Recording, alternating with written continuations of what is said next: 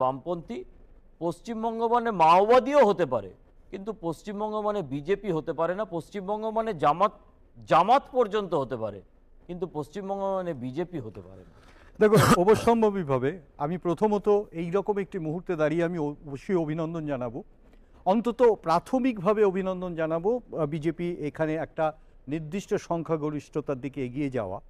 এবং এই অভিনন্দনটা জানাবার পিছনে সবথেকে বড় কারণ হচ্ছে তুমি যেভাবে বিশ্লেষণ করলে যে বাংলার রাজনীতিতে বিজেপি বা হিন্দুত্ববাদী রাজনীতির একটা বিশেষ শিকড় গড়া, এটা যে সম্ভব ছিল না দীর্ঘ ৭৫-৭৬ বছর ধরে আমরা দেখে এসেছি, সেটা সম্ভব হলো রাজনৈতিক একটা সাইক্লিং।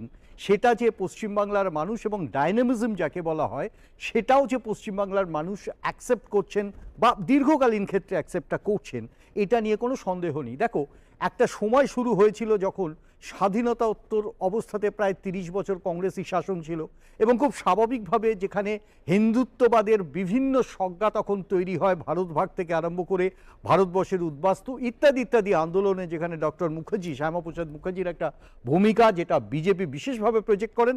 আমি তোমাকে ঠিক একই কথা বলবো যে সেই নেহেরু মন্ত্রিসভায় শ্যামাপ্রসাদ মুখার্জিও ছিলেন, এবং বাংলার রাজনীতিতে প্রথম ৩০ বছর কংগ্রেসকে কিন্তু কেউ রিজেক্ট করেননি, যদিও তাদের বলা হয় তারা নাকি দায়ী। আমি বলার উদ্দেশ্য হচ্ছে এই যে সামগ্রিক পরিস্থিতির বদল, তারপর লেফট আন্দোলন, লেফটের একটা দীর্ঘকালীন ক্ষমতা, তারপরে তৃণমূল কংগ্রেস, এই লেফটকে সরিয়ে আসা।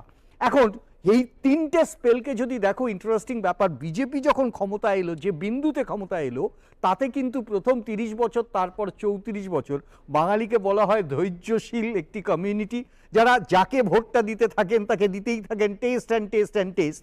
কিন্তু তৃণমূল কংগ্রেসের ১৫ বছর মতামত নিচ্ছিলাম চন্দন ঘোষ চৌধুরী।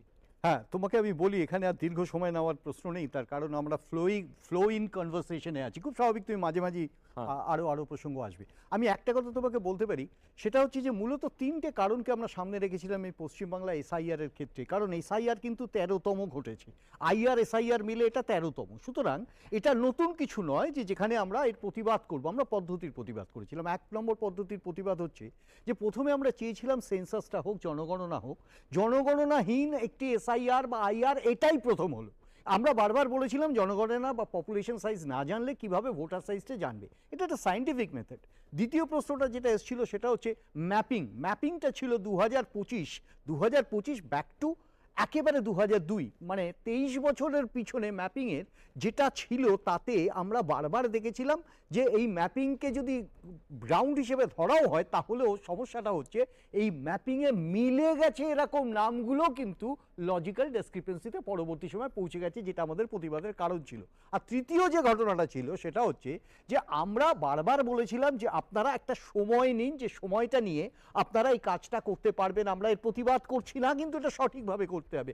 ঘটনাচক্রে এটাই এসে দাঁড়ালো প্রসেনজিৎ, যে প্রায় ২৭ লক্ষ যারা মারা গেছেন, চলে গেছেন, মাল্টিপল এন্ট্রি বাদ দিলাম, কিন্তু প্রায় ২৭ লক্ষ একটা অ্যাডজুডিকেশনের মধ্যে থেকে শেষ অবস্থাতে কিন্তু নেওয়া গেল না। আমাদের কনস্টিটিউশন বলে একটাও ভ্যালিড ভোটার অন্তত ভোটার তালিকা থেকে বাদ গেলে সেটা কনস্টিটিউশনাল বা গণতান্ত্রিক সাপেক্ষ হয় না। কিন্তু আমরা দেখলাম ২৭ লক্ষর ক্ষেত্রে এখনো পর্যন্ত ডিসিশন হলো না, হওয়া সম্ভব হয়নি সাপ্লিমেন্টারি লিস্টে, যাদের বাদ দিয়ে নির্বাচনটা হলো। এটা তো বাস্তব। জিতেছে বিজেপি, আমি মানলাম, হেরেছে তৃণমূল, আমি মানলাম, কিন্তু যেটা বাস্তবতা, কাদের ভোটে হেরেছে, সেটা জনগণের ভোটে। সেই জনগণের যদি একটা অংশ তার বাইরে থাকে, তাহলে সেদিন কংগ্রেস ঠিক ছিল, তৃণমূল তার নিজের লড়াই লড়েছে। কিন্তু আমি কংগ্রেসের কথা বলছি, কংগ্রেস সেদিন ঠিক ছিল, আজও কংগ্রেস ঠিক আছে। কারণ তুমি এখনো পর্যন্ত ভ্যালিড ভোটারকে, আজ পর্যন্ত আমরা যে কারণগুলো দেখেছি, সে কারণগুলো কিন্তু কারণ হিসেবেই রয়ে গেছে, তার উত্তর পাওয়া যায়নি গণেশ কুমার জির নেতৃত্বে এই নির্বাচন কমিশনের মাধ্যমে। আমি এটার উত্তর